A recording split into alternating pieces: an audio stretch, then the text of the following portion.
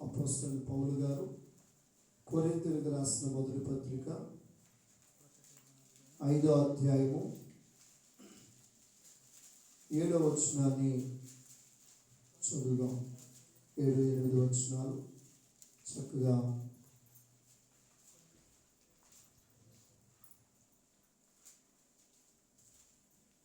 అపోస్తలుడైనటువంటి పౌలు గారు కొరింథీ సంఘానికి రాసిన మొదటి పత్రిక 5వ అధ్యాయము 7-8 వచనాలు. బైబిల్ ఉన్నవారు కొన్ని తెరిచి చూద్దాం. చదవండి. మీరు పులిపిండి లేనివారు గనుక క్రొత్త ముద్ద అవుటకై ఆ పాతదైన పులిపిండిని తీసి పారవేయుడి. ఇంతేకాక క్రీస్తు అను మన పాస్కా పశువు వధింపబడెను. చాలు చాలు. దేవుని స్తోత్రం. హల్లెలూయా. మంచిది. కూడి వచ్చిన దేవుని పిల్లలైన మీ అందరికీ, అలాగే లైవ్లో వీక్షిస్తున్న దేవుని పిల్లలకి, శబ్దంతుల ద్వారా వింటున్న వారందరికీ కూడా ప్రత్యేకమైన వందనాలు, శుభాలు తెలియజేస్తూ ఉన్నాం. ఈ సంవత్సరము ఆఖరి దినాన దేవుడు మనతో మాట్లాడుతూ ఉన్నాడు. ఈ ఆఖరి కూడిక, ఆఖరి వర్తమానం ప్రభు తన కృప మనలో ఉంటే ఆయన దయను బట్టి మరొక నూతన సంవత్సరానికి మనం వెళ్ళబోతూ ఉన్నాం. హల్లెలూయా, హల్లెలూయా. అర్థమవుతుందండి. చాలామంది జీవితాల్లో మిగిలిపోయినటువంటి ఒక మాటకి జవాబు దొరకల. 12 నెలలు గడిచిపోయినాయి కదా. 12 నెలలు గడిచిపోయి మరొక గంటలో 12 నెలలు గడిచిపోయిన సాధ్యమైనంత వరకు 190 మందికి వాళ్ళ జీవితంలో ఆ ప్రశ్నగానే మిగిలిపోయింది, జవాబు దొరకల. ఏంటి ఆ ప్రశ్న అంటే, నన్ను దీవిస్తానన్నాడు కదా, దేవుడు నన్ను ఎందుకు ఇంకా దీవించలేదు?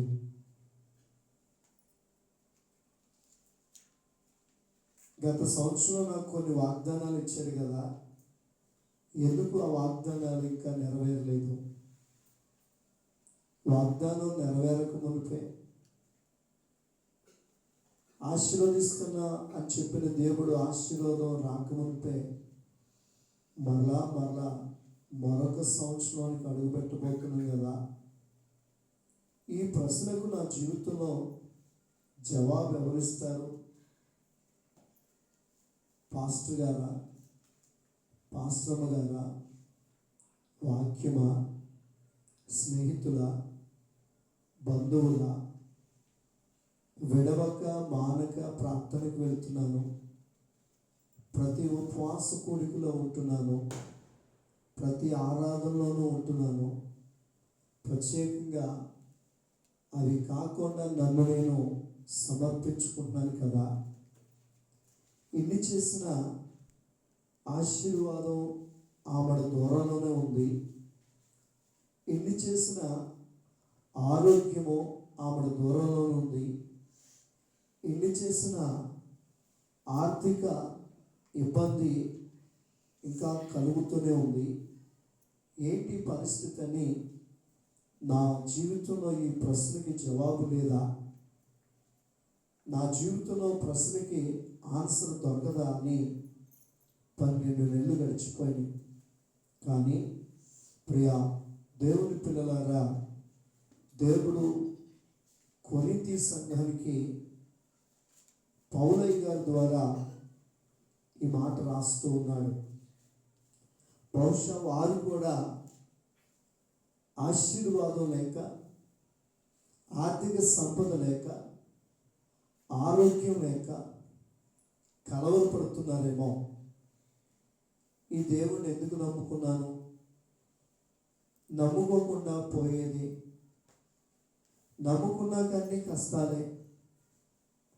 ఈ బాప్టిజం ఎందుకు తీసుకున్నాను, తీసుకొని వాళ్ళే బాగున్నారు, లేదా ఈ యొక్క పద్ధతిలోనికి ఎందుకు వచ్చానో, వచ్చిన కాడ నుంచి నాకు ఈ సమస్యలే, లేదా ఈ కులదైవాన్ని ఈ యొక్క వీధి దైవాన్ని వదిలిపెట్టి ఎక్కడో ఉన్న దేవుణ్ణి కలిగి ఉన్నానే, ఏంటి నా పరిస్థితి అని కలవరంలో ఉన్నటువంటి దేవుని పిల్లలందరికీ పౌలయ్య గారు చాలా చక్కగా చెప్తున్నాడు. మీ ఆరోగ్యం ఎందుకు ఆమెడు దూరంగా ఉంది, ఆర్థిక పరిస్థితులు ఎందుకు ఆమెడు దూరంగా ఉన్నాయి, ఎందుకు ఆశీర్వాదం ఆమెడు దూరంగా ఉంది అని అంటే, అవి వస్తానికి చాలా ప్రయత్నం చేస్తున్నాయంట. కానీ మన జోలికి, మన ఇంటికి, మనలోనికి రావటానికి పాతది ఉందంట. దేవుని స్తోత్రం. ఇక్కడ అదే రాస్తాడు, ఏమని? మీరు పులిపిండి లేనివారు కనుక క్రొత్త ముద్ద అవుటకై. ఏమవడానికి మాట్లాడుతున్నా, క్రొత్త ముద్ద అవటానికి. ఈ పాత సంవత్సరం ముగించుకుని కొత్త సంవత్సరానికి వెళ్ళబోతున్న నీకు నాకు దేవుడు చెప్తున్నాడు, క్రొత్త ముద్ద అవటానికి జాగ్రత్తగా వినాలి మాట. క్రొత్త ముద్ద అవటానికి ఏమన్నాడు? ఆ పాతదైన, చెప్పండి అందరూ, ఆ పాతదైన పులిపిండిని తీసి పారవేయుడి. దేవుని స్తోత్రం. హల్లెలూయా. పులిపిండి అనొచ్చుగా, పులిపిండి తీసి పారవేయండి అనొచ్చుగా. అలా ఏమన్నాడంటే అప్పుడప్పుడు మనం అంటాం, పిల్లలకి చెప్తూ ఉంటాం, ఏమని? ఎవరో చాలా దూరం అనుకో, అదేరా అని చెప్పుకొస్తాం. ఆ చివరు ఉందే ఆ ఇల్లు, లేకపోతే ఈ చివరు ఉందే ఆ ఇల్లు అని చెప్తాం. ఇక్కడ దేవుడు నిన్ను నన్ను ఆశీర్వదించడానికి ఏమని చెప్తున్నాడంటే, పౌలయ్య గారి ద్వారా, మీరు క్రొత్త ముద్ద అవ్వాలి. ఏమవ్వాలి? మీరేమవ్వాలి? ఆ క్రొత్త ముద్ద అవ్వాలి అని అంటే, ఆ పాతదైన, ఏ పాతది? ఆ పాతదైన పులిపిండిని తీసి పారవేయండి. గట్టిగా చప్పట్లు కొట్టి దేవుని స్తుతిగా. హల్లెలూయా. ఈ వాక్యం మీకు అర్థమవుతుందా? నువ్వేం కోరుకుంటున్నావు? క్రొత్త జీవితంలో క్రొత్త లైఫ్ కోరుకుంటున్నావు. మా పిల్లోడు ఇలా ఉండాలి, మా పిల్ల ఇలా ఉండాలి, మా ఇల్లు ఇలా ఉండాలి, మా పరిస్థితి ఇలా ఉండాలని కోరుకుంటున్నాం. కానీ ఆ ముద్ద కొత్తదవడానికి ఆ పాతదైన పులిపిండిని పారయ్యాలి. చూడండి, పిండి అంతా బాగుంది, కొంచెం పులిసిన పిండిని వేసామనుకో ఏమైంది? పిండి అంతటిని పాడు చేస్తుంది. దేవుని స్తోత్రం. హల్లెలూయా. అందుకనే ఆ పాతదైనటువంటి పులిపిండిని ఏం చేయాలంట? తీసి పారవేయకపోతే నువ్వు క్రొత్త ముద్దగా తయారవు, లేకపోతే క్రొత్త జీవితం ప్రారంభించడానికి అవకాశం ఉండదు. హల్లెలూయా. ఎలా పాస్టర్ గారు అంటారేమో, ఇప్పుడు అమ్మా ఇశ్రాయేలీయులు ఐగుప్తు నుంచి బయలుదేరి వస్తున్నారు, ఐగుప్తు దాటేశారు, పరిశుద్ధమైనటువంటి కానానికి కూడా వచ్చేసారు. అయినా కానీ కొన్ని సందర్భాల్లో ఏమెత్తుతున్నారు వాళ్ళు? వాళ్ళ కష్టం వచ్చినప్పుడు, బాధ వచ్చినప్పుడు, సమస్య వచ్చినప్పుడు వాళ్ళు ఏమెత్తుతున్నారో తెలుసా? మాకు ఐగుప్తే బాగుంది, అక్కడ కీరదోసలు ఉన్నాయి, కూరగాయలు ఉన్నాయి, అన్నీ ఉన్నాయి. అంటే వీళ్ళు ఐగుప్తు నుంచి అయితే బయటపడ్డారు కానీ, జాగ్రత్తగా ఐగుప్తు నుంచి బయటపడ్డారు కానీ, చూసారా, కానాను దేశానికి వచ్చారు కానీ వీరిలో ఆ పాతదైన పులిసిన పిండిని పారవేసుకోలేకపోయారు. ఏం చేయకపోయారు అక్క? మీరు నేను కూడా అర్థం చేసుకుందాం. ఐగుప్తు అనే చెరల నుండి బయటకు వచ్చి బాప్తిసం అయితే తీసుకున్నాం కానీ, బాప్తిసం తీసుకొని కానాను యాత్రలో సాగుతున్నాం కానీ, మన జీవితంలో ఆ పాతదైన పులిపిండి తీసి పారవేయ. దేవుని స్తోత్రం, హల్లెలూయా. తీసి పారవేయ. అందుకే మనకి ఆశీర్వాదం దూరం అవుతుంది. ఎలా చెప్తారు అయ్యగారు అంటారు? నిజమే చెప్తారు, జాగ్రత్తగా వినండి. మోషే ఐగుప్తులో రాణిగారి పెంపకంలో ఉన్నప్పుడు, పెంచుతున్న సమయంలో ఇశ్రాయేలు మధ్యలోకి వచ్చినప్పుడు ఆ పనులు వెట్టి చాకరీ చేస్తున్నటువంటి వారిలో కొంత సందర్భంలో జరిగినటువంటి పరిస్థితిలో ఐగుప్తీయుని చంపుతాడు కదా. చంపాడా లేదు? ఐగుప్తీయుని చంపాడా, ఇశ్రాయేలు చంపాడా? చంపి ఏం చేస్తాడు? ఇసుకలో పాత పెట్టాడు. అంటే మోషే గారికి చాలా కోపం ఉంది. ఆ కోపంతో అన్యాయం జరుగుతున్న పరిస్థితిలో చంపి ఇసుకలో పాత పెట్టినప్పుడు అక్కడ ఇశ్రాయేలు చూస్తాడు. అప్పుడు ఇశ్రాయేలు దగ్గరికి వెళ్ళినప్పుడు వాడిని చంపడం మేము చూడలేదా, చూసాం అని కొన్ని సందర్భాలు మాట్లాడతాడు. అక్కడ నుంచి మోషే పారిపోయాడు. వినండి జాగ్రత్తగా, మోషే పారిపోయాడు. పారిపోయినప్పుడు ఇత్రో, తన మామైన ఇత్రో గొర్రెలు మేపుకుంటూ జీవిస్తున్నాడు. అప్పుడు దేవుడు మాట్లాడాడు, మోషే మోషే, నా ప్రజలు ఐగుప్తులు ఏమవుతున్నారు? వెట్టి చాకరీ చేస్తున్నారు. వాళ్ళ ఏడుపు నేను విన్నాను, వాళ్ళ ప్రార్థన నేను విన్నాను, వాళ్ళ కన్నీరు నేను చూశాను కనుక వాళ్ళు విడిపించడానికి నిన్ను పంపిస్తున్నాను, నువ్వు వెళ్ళు అన్నాడు. మోషే గారు, నేను మగవాడిని, నత్తివాడిని, నాకు చేత కాదు అని చాలా అంశాలు ఎత్తుకొచ్చాను. ఎందుకు ఎత్తుకొచ్చాడు ఇవన్నీ అని అంటే, ఆయన ఐగుప్తులో ఉన్నప్పుడు ఒక వ్యక్తిని చంపాడు కాబట్టి నేను వెళ్తే నన్ను గుర్తుపడతారు, నన్ను ఏం చేస్తారో తెలియదని ఈ మాటలన్నీ చెప్పుకొచ్చాను.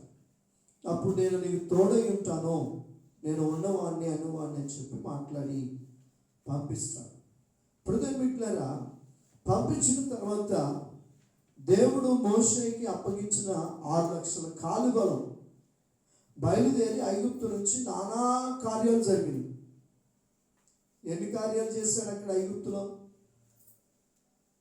మోషే ఎన్ని కార్యాలు చేశాడు అక్కడ ఐగుప్తులో? నీళ్లు రక్తంగా మార్చాడు, కప్పలు, పేరు, భయంకరమైనటువంటి తెగుళ్ళు తీసుకొచ్చాడు, మెడతలు కానీ ఇలా చాలా విషయాలు చేసుకొచ్చి వాళ్ళు తీసుకొచ్చాడు. 11 అద్భుతాలు చేసి తీసుకొచ్చిన తర్వాత ఇప్పుడు అప్పుడున్న కోపం పోయిందంటారా, ఉందంటారా?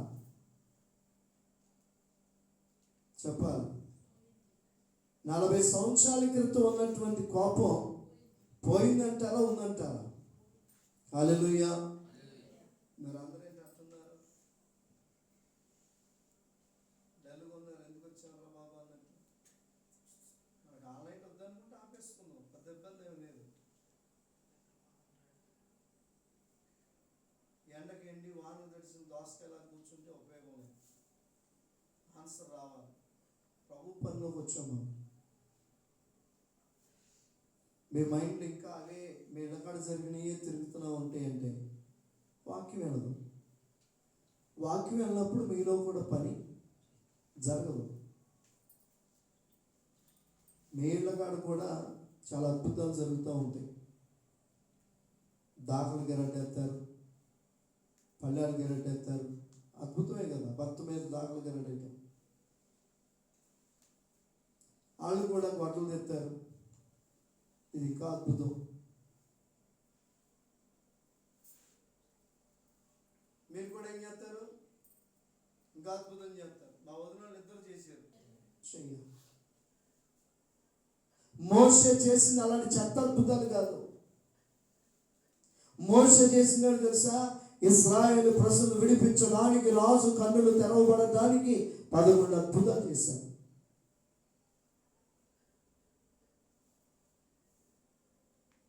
ఇందాక చెప్పానే, గాజు పెంకులు మింగటం, కిరసనాలు తాగటం, ఆ అద్భుతాల వల్ల ఎవడు మారడం, ఎవడికేం లాభం లేదు. పోతే నువ్వు పోతావు, పోతే నువ్వు పోతావు, కుటుంబంలో మరొకరు పోతారు. దేవుని కార్యాలు మీ ఇళ్లలో జరుగునట్లుగా మీరు ప్రార్థనాపరులుగా మార్చబడుదురుగాక. ఆమేన్, ఆమేన్. అర్థమవుతుందా? అందుకనే మోషే అక్కడ నుంచి బయలుదేరి అందరూ తీసుకొచ్చాడు. నేను దాన్ని ప్రశ్న వేశా, మోషేకి అప్పుడు ఉన్న కోపం ఇప్పుడుందా? లేదు అన్నారు కొంతమంది సందేహంలో ఉన్నారు. ఇప్పుడు బిడ్డలకు ఒక మాట చెప్పిన, మోషే కానాను చూచాడు కానీ వెళ్ళలా. కానాన్ని చూచాడు కానీ వెళ్ళలా. నువ్వు చూస్తావు, వెళ్ళవు అన్నాడు దేవుడు. ఇక్కడ నుంచి, కొండ మీద నుంచి కానాను ఎలా ఉంటుందో చూస్తావు కానీ వెళ్ళవు అన్నాడు. ఎందుకో తెలుసా? 40 సంవత్సరాల క్రితం ఉన్న కోపం మరలా కానానికి వచ్చినాక కూడా వచ్చింది. ఈ మధ్యలో లేదు. మళ్ళీ ఎప్పుడు వచ్చింది? మధ్యలో లేదు, చివరి దశలోకి వచ్చింది. నేను అంటాను, అందుకనే మీ జీవితంలో ఏ పాపాన్ని అయితే విడిచిపెట్టారో, ఏ శాపాన్ని విడిచిపెట్టారో, ఏ అలవాట్లు విడిచిపెట్టారో, ఏ దరిద్రాన్ని విడిచిపెట్టారో, అది ఒక రోజు, అది ఒక సంవత్సరం, అదొక కాలంలో నిన్ను వెంటాడుతుంది. సిగరెట్ అవని, బీడీ అవని, అమ్మాయి అవని, అబ్బాయి అవని, నీకున్న దొంగ బుద్ధి, దొంగతనాలు అవని, ఎంత ప్రార్థన చేసినా నిన్ను ఆ పాతదైన ముద్ద, ఆ పాతదైనటువంటి పులుసుని పిండి అంటాడు.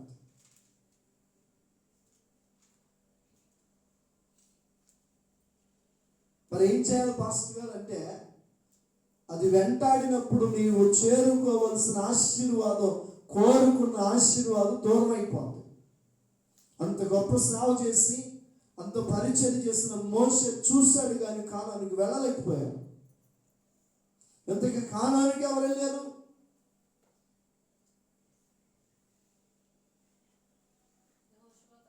యెహోషువ, కాలేబు. వారితో వెళ్ళిన మిగతా వారు ఏం చేశారు? వారు కూడా నమ్మల. దేవుని కార్యాలు కూడా చూసి కూడా వారు కూడా విశ్వసించరా. ఈరోజు నేను ఏం చెప్తున్నానంటే, అక్క 2025 ముగించబడుతూ 2026లోకి అడుగు పెడుతున్నావు.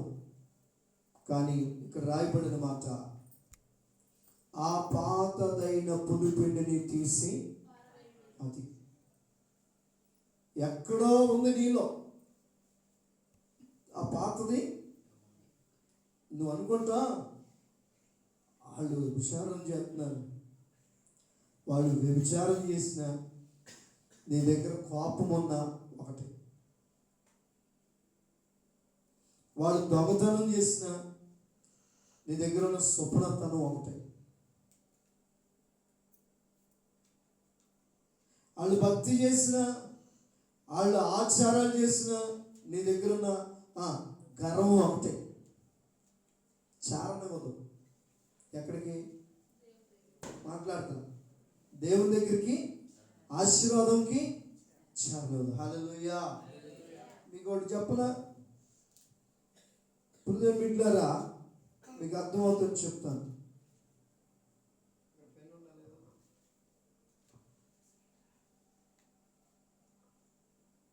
ఇదివరకు రీఫులు ఉండేవి, పెన్నులు రీఫులు ఉండేవి, గుర్తుందా?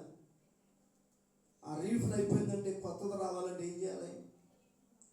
ఈ లోపల ఉన్న రీఫులు తీసి పారేయాలి. అందుకనే ఇది సంవత్సరం ఆడే నాకు ఇది ఉండాలంటే అది రాదు.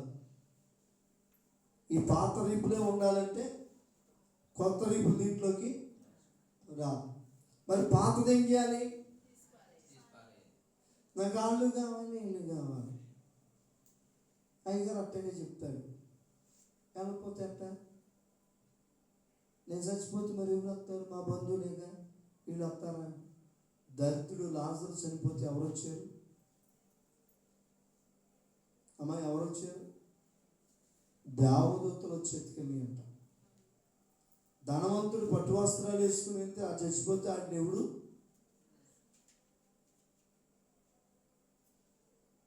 ఈ క్రొత్త రీఫులు రావాలంటే పాత దాన్ని తీసి పారవేయాలి. నువ్వు తీసి పారవేయకుండా అట్టగా ఉంటే కొత్తది ఎప్పుడు లోపలికి రాదు. ఇంకా నేను చెప్తాను, మొక్కజొన్న తోట వేసారు, మళ్ళీ వేరుశనగ రావాలి, వేరుశనగ వేసుకోవాలన్నారు. దేని తీస్తే వేరుశనగ వస్తుంది? మాట్లాడలే. దాన్ని తీసేస్తేనే వేరుశనగ వస్తుంది కొత్తది. లేదు నాకు రెండు కావాలంటే అవును, రెండు కావాలంటే అవును. నీ జీవితం కూడా 2027 సంవత్సరం జనవరి మాసం నుంచి 12వ సంవత్సరం, అది 12వ నెల వరకు అన్ని ఆమడ దూరంలో ఉండడానికి కారణం ఏంటంటే ఆ పాతదైన పులిపిండి తీసి పారవేయ. అర్థమైంది ఇప్పుడు వాక్యం? పాతదైన పులిపిండిని తీసి పారవేయ. అందుకనే మోషే కానానుకు వెళ్ళలేదు కానీ కానాను చూచాడు. కారణం ఏంటంటే కోపం. కోపం దేవుని చిత్తం నెరవేర్చదని ఉంటుంది వాక్యం. దేవుని స్తోత్రం. కోపం ఏం చేస్తుందంట? దేవుని చిత్తాన్ని నెరవేర్చు. దేవుని స్తోత్రం. అందుకనే పాతదైన కోరిక ఏదైతే ఉందో నీలో, అది ఎక్కడ దాకా వస్తుంది? ఎప్పుడు దాకా వస్తుంది? నువ్వు సత్యదాకా వస్తానే ఉంటుంది. పాతదైన నీలో ఉన్న కోరిక నువ్వు సత్యదాకా వెంటాడుతూనే ఉంటుంది. కళ్ళలోనే వెంటాడుద్ది, పడుకున్నప్పుడైనా వెంటాడుద్ది, మనుషులు కలిసినప్పుడైనా వెంటాడుద్ది, ఒంటరిగా ఉన్నప్పుడైనా వెంటాడుద్ది. వెంటాడటమే. మరి ఏం చేయాలి పాస్టర్ గారు అంటే, దైవజనుడు చెప్తున్నాడు, పౌలయ్య గారు చెప్తున్నాడు, ఆ పాతదైన పులిపిండిని తీసి పారేయండి. దేవుని స్తోత్రం. హల్లెలూయా. తీసి ఏం చేయాలి? తీసి పారాయాలంటే ప్రతిరోజు నువ్వేం చేయాలి? మాట్లాడే మీ ఇంట్లో ప్రతిరోజు అన్నం వండుతున్నారు, రోజు వండే అన్నమే కదా, కొత్తగా ఏం వండట్లేదు. దాంట్లో రాత్రి వండిన దాకలోనే మళ్ళీ వండు. ఏం చేస్తావు? రాత్రి వండిన దాకలో వండుతావా? మరి ఏం చేస్తావు? దాంట్లో మిగిలింది పారేసి కడిగి మన కొత్తగా పెడతాం.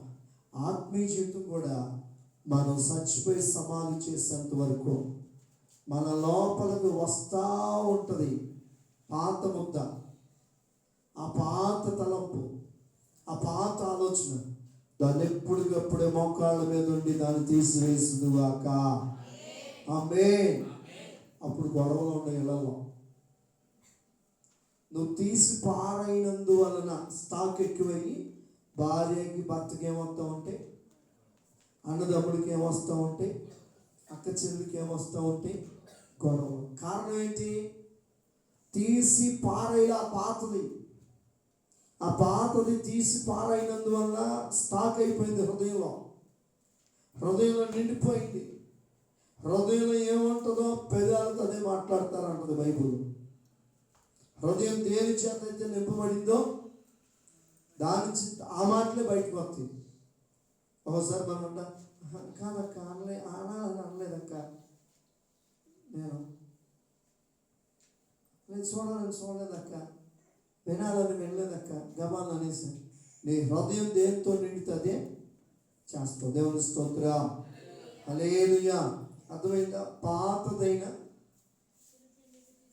అన్నాడు, చాలా దీర్ఘం ఇచ్చాడు. ఆ పాతదైన పులిపిండిని పారవేస్తే కొత్త దాంట్లోకి వెళ్తాం, క్రొత్త జీవితంలోకి వెళ్తాం. పిల్లలు అవనస్తులు సునీల్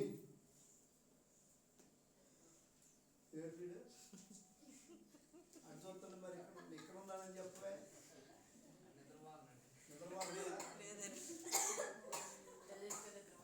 అమ్మానికి దానికి కట్టేయాలి పడకుండా. దేవుని స్తోత్రం, హల్లెలూయా, హల్లెలూయా. అటువంటి అవనస్తులు ప్రసాద్, మీ లైఫ్ బాగుండాలంటే ఏం చేయాలి? ఆ పాతదైన ముద్దను తీసి పారవేయాలి. అప్పుడే దేవుడి కార్యం చేస్తారు. రెండోది ప్రియులారా, వేషధారణ. చాలామంది వేషధారణ దేవుడి దగ్గర వేషధారణతో ఉంటారు. చాలా భక్తిపరులుగా, చాలా విధానం. అది కూడా పులిపిండే, దాన్ని కూడా ఏం చేయాలి? తీసి పారవేయాలి. దేవుని స్తోత్రం. అయ్యారండి, తీసి పారేయాలి అంటున్నారు కదా. మేము ఏం తీసి పారేయాలి? ఏం తీసి పారేస్తే ఆమడ దూరంలో ఉన్న ఆశీర్వాదం మా దగ్గరికి వస్తుంది, ఆమడ దూరంలో ఉన్న ఆరోగ్యం మా దగ్గరికి వస్తుంది, ఆమడ దూరంలో ఉన్న ఆర్థిక పరిస్థితులు మా దగ్గరికి వస్తాయి అని అంటే, కొలస్సీలకు రాసిన పత్రిక 3వ అధ్యాయము 5 నుంచి చదువుదాం. కొలస్సీలకు రాసిన పత్రిక 3వ అధ్యాయం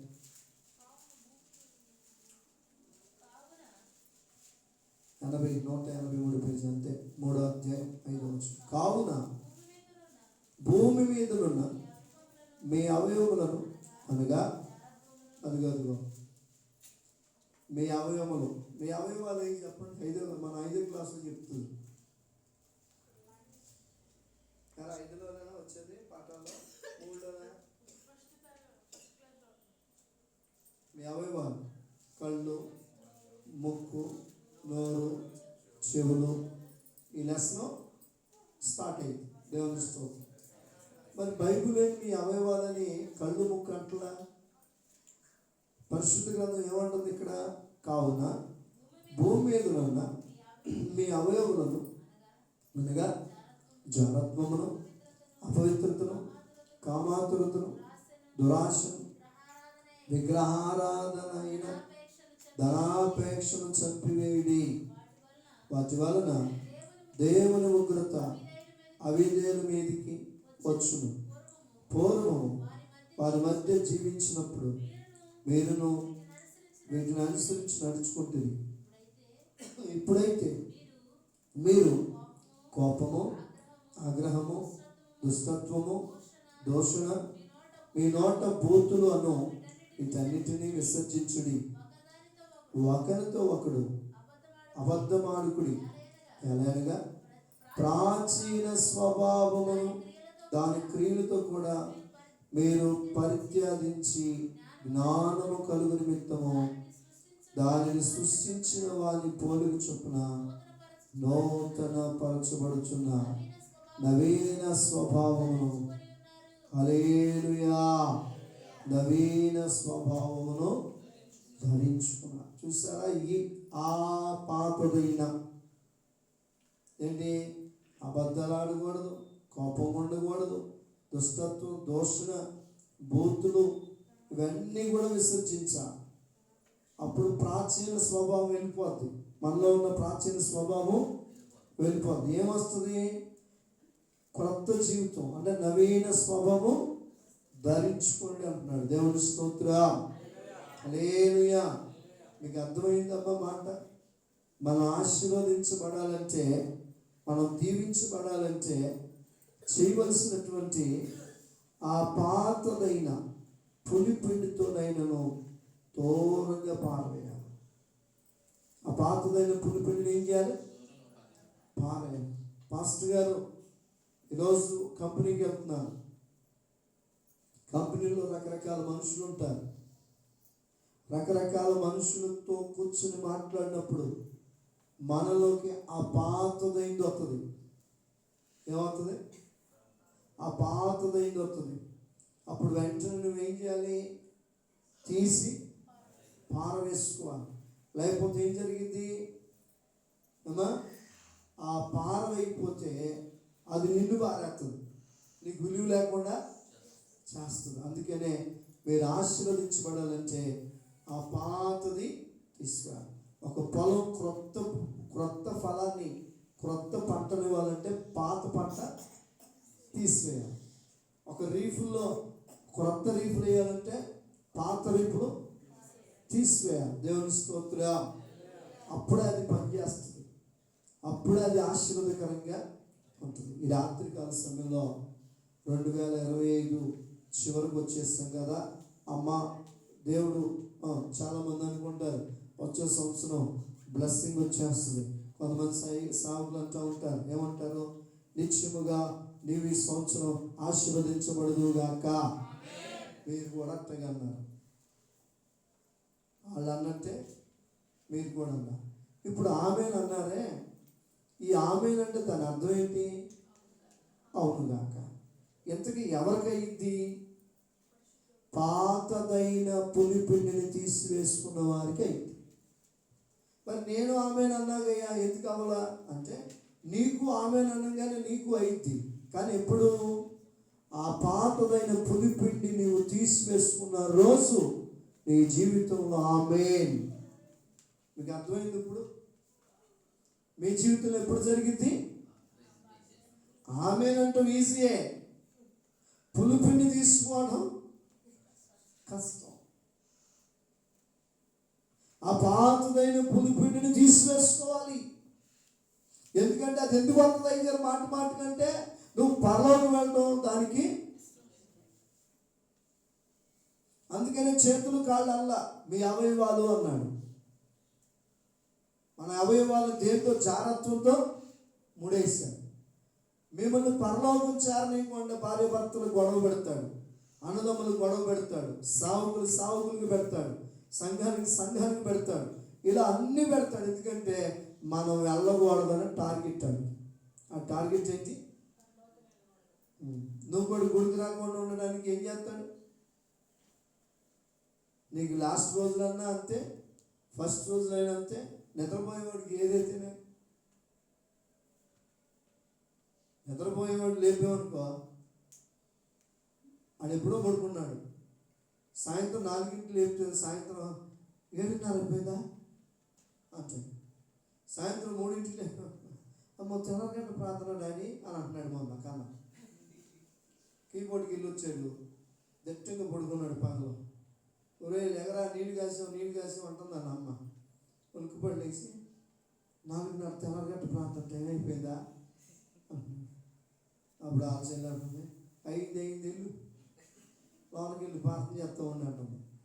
అంటే దాని అర్థం ఏంటంటే పడుకున్నవాడికి అది రాత్రి అయినా పగలైన ఏది తెలియదు. అందుకనే లాస్ట్ ప్రార్థనలో నాకు తెలియదు. పడుకున్నారు, పాపంలో పడుకున్నారు. లాస్ట్ ప్రార్థన రాదు, మధ్యలో ప్రార్థనకి రాదు, నెలలో ఉపవాస ప్రార్థనకి రాదు. ఎందుకని? వాళ్ళు మత్తులో ఉన్నారు. మత్తులో ఉన్నవాడికి మంచి ఏది చెప్పినా వింటాం. డబ్బు మత్తులో ఉన్నారు, వ్యాపార మత్తులో ఉన్నారు, బంధువుల మత్తులో ఉన్నారు, స్నేహితుల మత్తులో ఉన్నారు, కొంతమంది బట్టల మత్తులో ఉన్నారు, కొంతమంది భోజనాల మత్తులో ఉన్నారు. ఈయనకి లాస్ట్ ప్రార్థన అమ్మా అన్న తెలీదు, మొదటి ప్రార్థన అన్నా తెలీదు. ఎందుకంటే వాళ్ళు మత్తులై ఉన్నారు. ఇంకా కొంతమంది ఉన్నారు ఆరాలు కనుక్కునే మత్తులో ఉన్నారు. ఇలా చూసుకోరు, ఆళ్ళ మత్తులోనే ఉంటారు. నీ ఇల్లు కాలిపోతుంటే నీ ఇంటి మీద నీళ్లు పోసుకుంటూ చేతగాట్లా. నీ ఇల్లు ఆల్రెడీ కాలిపోతుంది. నీ కొడుకు తాగిన దానికంటే ఎక్కువ తాగుతున్నాడు. నీ భర్త తాగిన దానికంటే ఎక్కువ తాగుతున్నాడు. నీ కూతురు ఆల్రెడీ చెడిపోయిందని ముద్రపడిపోయింది. నీ మనవడు జారిపోయాడని ముద్రపడిపోయింది. నీ ఇల్లు నడుగొప్పు కొనిపోయింది మంట. నువ్వు పరిగెత్తుకుంటూ రావే. ఎంత జరిగినా కానీ ఎందుకు పరిగెత్తుకుంటున్నావు? సత్వేని గారు ఉన్నారు. ఆల్ నైట్ మానకుండా వచ్చేది. ఆల్ నైట్ అంతులేదు. భక్తి తగ్గింది, శత్రువు పెరిగాడు ఇంట్లో. ఎన్ని డబ్బులు పోతున్నాయి వాళ్ళకి? చాలా డబ్బులు పోతున్నాయి. ఒట్టుగుడిపాడికి రేణులకి ఆటో దొరకట్లా. నేనంటే ఆవిడ కోపం రావచ్చు, నేననే హక్కు నాకు ఉంది. వాళ్ళకి ఏది తప్పు జరుగుతుందో తెలియాలి కదా. మందిరాన్ని వెంటాడినప్పుడు ఆశీర్వాదం వెంటాడింది ఆమె. మందిరానికి దూరం అవగానే ఇంట్లో ప్రతిదీ సమస్యగా మిగిలిపోయింది. ఉదాహరణకి తల్లిగారికి చెప్తున్నాను కానీ ప్రతి ఇల్లు కూడా అట్టగా.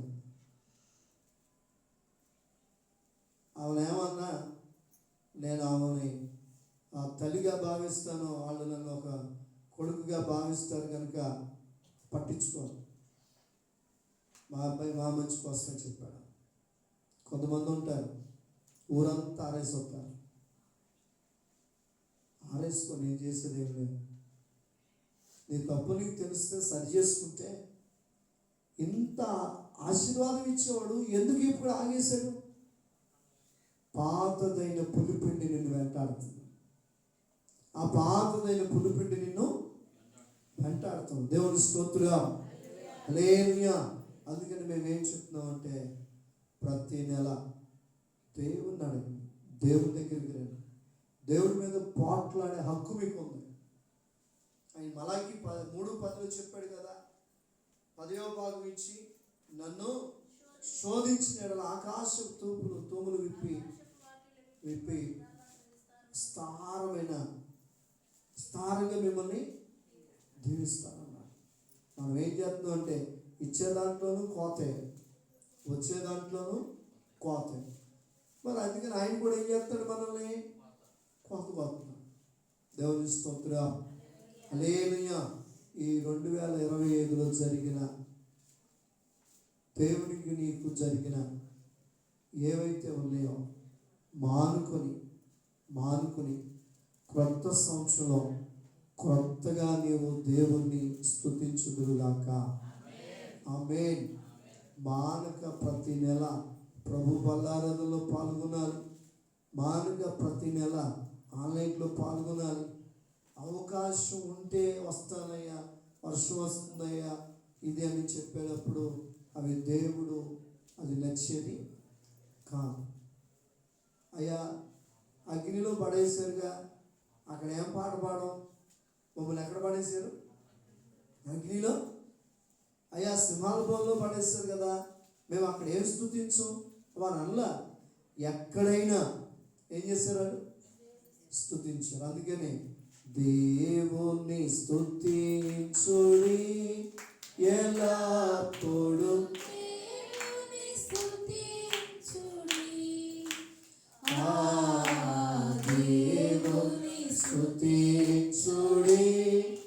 ఎల్లప్పుడూ, దేవుని స్తుతించుడి. హల్లెలూయా. ఎప్పుడు పిల్లోడు దోవ తప్పినా స్తుతించు, ఇంట్లో నష్టం జరిగినా స్తుతించు, ఇంట్లో పరిస్థితులు బాగోపోయినా స్తుతించు. స్థుతి మార్చింది. స్థుతి ఏం చేస్తుంది? మన స్థితిని మార్చింది. హల్లెలూయా. అప్పుడప్పుడు కాదు, కొంతమంది అప్పుడప్పుడు స్తుతిస్తారు. వడ్డీ టయానికి అందినప్పుడు, డబ్బులు చక్కగా అందినప్పుడు అప్పుడప్పుడు ఏం చేస్తారు? స్తుతిస్తారు. కొంతమంది పిల్లలు ఉంటారు, ఆడపిల్లలు వచ్చిన కాడ నుంచి చెయ్యి పెట్టుకొని కూర్చుంటారు.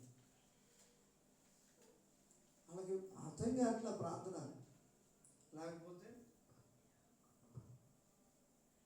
ఆరాధన పక్కన చచ్చినంత చచ్చి చెమట్లు పట్టేటట్టుగా ఆరాధన చేస్తుంటే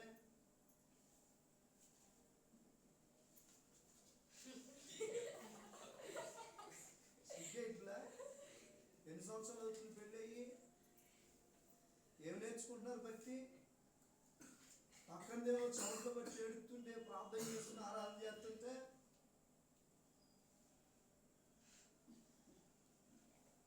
ఏంటి భక్తి? కొంతమంది ఏమో పూలు విసురుతున్నారు. ఈ వంగలైనా కింద కూర్చుని ఆరాధన చేస్తుంది. నడువు నొప్పుతో ఉన్నది ఎట్ట కూడా సతికిలు పడైన ఆరాధన చేస్తుంది. నీకు ఆరాధన తెలియట్లేదు. ఏం తెలియట్లా? ఆరాధన రుచి తెలియట్లా. ఆరాధనలో ఎంత బలం వస్తుందో తెలుసా? వస్తూ నీరసంగా వచ్చిన వాళ్ళు తిరిగి ఆహ్లాదకరంగా వెళ్ళేవారు ఉన్నారు చాలా మంది. హల్లెలూయా, హల్లెలూయా. అటువంటి ఆరాధన విలువ తెలియట్లా. అందుకని ఎప్పుడు రావాలో తెలియదు వాళ్ళకి. ప్రార్థనకి తెలిస్తే కదా. ఇప్పుడు పిల్ల విలువ తండ్రికి తెలిసిందనుకో, ఆడు కడుపు కట్టుకుని అయినా అక్కడ పెట్టిన పప్పలు జేబులో పెట్టుకుని తీసుకొస్తాడు. ఎవరి విలువ తెలిసినాడు? కూతురు విలువ తెలిసినాడు, కొడుకు విలువ తెలిసినాడు. మళ్ళీ ఏం చేస్తాడు? వచ్చి ఇచ్చి ఇచ్చిందే వద్దు పెట్టవా అంటాడా అందా. అప్పుడు మనం 5 రూపాయలు బిస్కెట్ ప్యాకెట్ కొన్నవాడు వీడి దగ్గర ఇంకో 5 లేవా? ఉన్నాయి. అయితే కూతురు పెడితే తిందామని, కొడుకు పెడితే తిందామని ఏం చేస్తాడు? ఆశపడతాడు. హల్లెలూయా.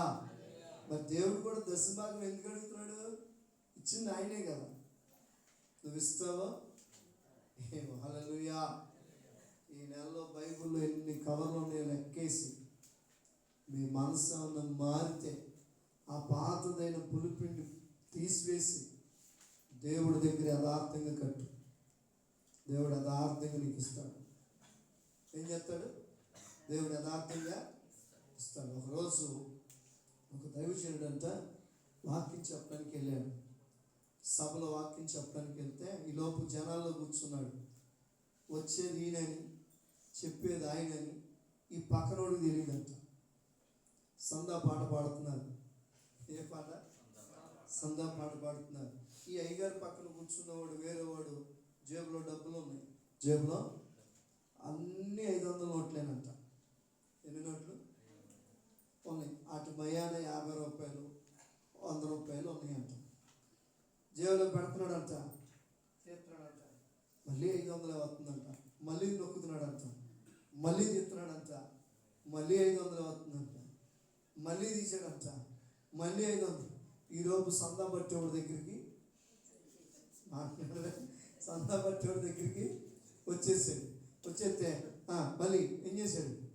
మళ్ళీ లాభం లేదు, ఈసారి 100 రూపాయలు 50 రూపాయలు వస్తాయని తీసి అటు తీసాడంట. తీటినే 500 నోటు వచ్చిందండి.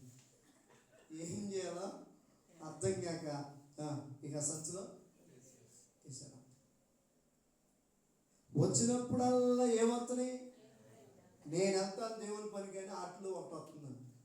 ఏం చేస్తున్నాడు? నువ్వు కాదు, నలిగిన 50 ఉంది.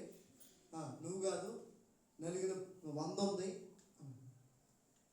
అయ్యేమో నేను వస్తాను అంటున్నాను. నువ్వేమో ఇంట్లో నుంచి అట్లా ఏం చేస్తున్నావు? కూర్చో, సాయంత్రం మా ఆయన తాగడానికి నువ్వు కావాలి. సాయంత్రం మా ఆయన తాగడానికి నువ్వు కావాలి. పెద్దోడు చికెన్ పోగుడి తెచ్చుకోవడానికి కావాలి. ఉండు అని చివరికి ఏం చేస్తున్నావా? 10 రూపాయలు చెప్తున్నావు. దేవుని స్తోత్రం, హల్లెలూయా. ఈ 10 కూడా చివరిస్తే 4 తీసుకునేటట్టున్నారు.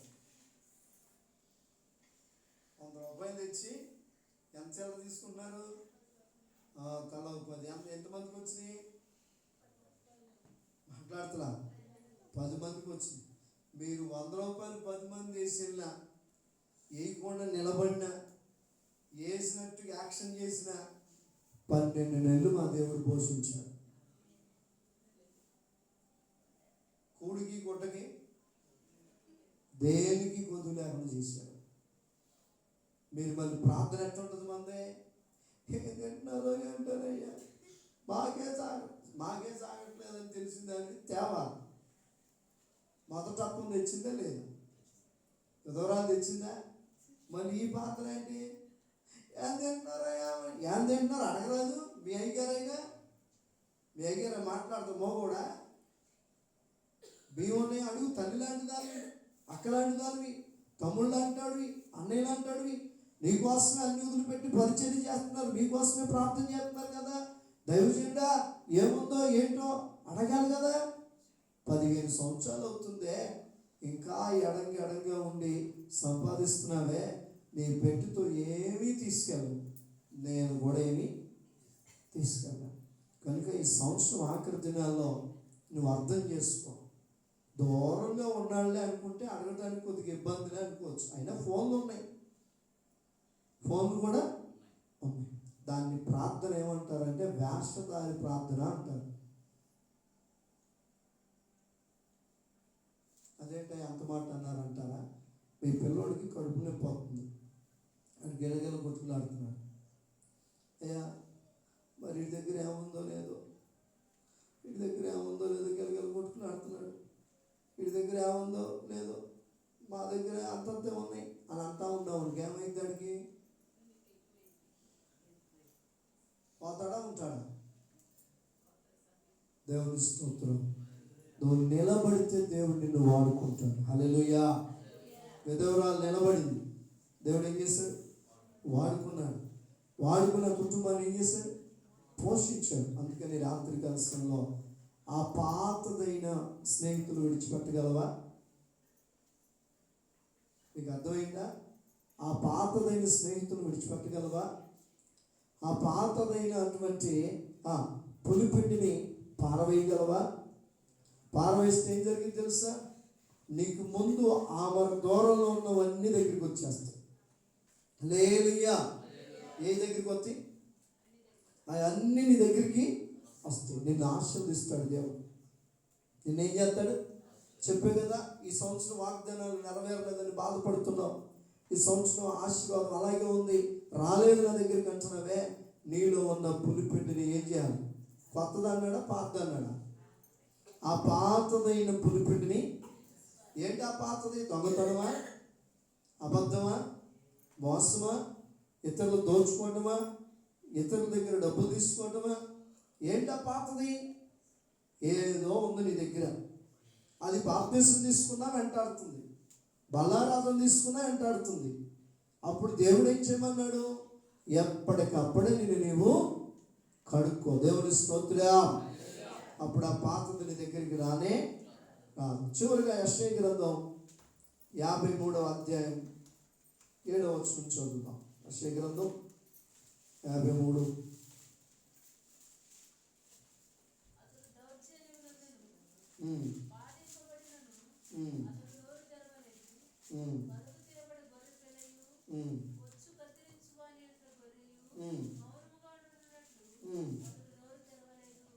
దేవుని స్తోత్రం. చదవండి. అన్యాయపు తీర్పు నొందిన వాడై అతడు కొనుక్కోబడి, అతడు నా జనులు అతిక్రమమును బట్టి మొత్తబడిన కదా. సజీవులు భూముల నుండి అతడు కొట్టివేయబడింది. అయినను అతని తరువు వారిలో ఈ సంగతి ఆలోచించిన వారు ఎవరు? అతడు మరణమైనప్పుడు భక్తిహీనులతో అతనికి సమాధి నియమింపబడింది. ధనవంతుని యొద్ద అతడు ఉంచబడింది. నిశ్చయముగా అన్యాయమేమీ అతని నోట ఏ కపటమో. ఇది ఎవరి గురించి చెప్తున్నాడు? యేసు ప్రభు వారి గురించి చెప్తున్నాడు. దేవుని స్తోత్రం. యేసు ప్రభు వారి గురించి యెషయా ప్రవక్త 53వ అధ్యాయం కొన్ని సంవత్సరాల క్రితమే చెప్పారు. చూసారు ఎంత చక్కగా ప్రవచించాడు. ఇక్కడ రాయబడి, అతడు మరణమైనప్పుడు భక్తిహీనులతో అతనికి సమాధి నియమింపబడింది. భక్తిహీనులతో సమాధి. ధనవంతుని యొక్క అతడు ఉంచబడింది. మరి ధనవంతుని సమాధి కదా అది. ఎవరు తొలుచుకున్నది? ధనవంతుడు తొలిపించుకున్నాడు ఆయన తోటలో. ఆ సమాధిలో ఎవరు పెట్టారు?